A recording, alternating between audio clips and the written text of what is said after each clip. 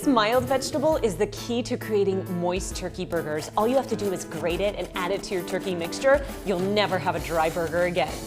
So I add a little bit of kosher salt to the zucchini and give it a little toss. It's gonna draw out all of the excess moisture in that zucchini. Add it to that turkey. I'm adding Worcestershire, but you could always use soy sauce or Bragg's, which is an amino acid. It just gives it that extra little zing.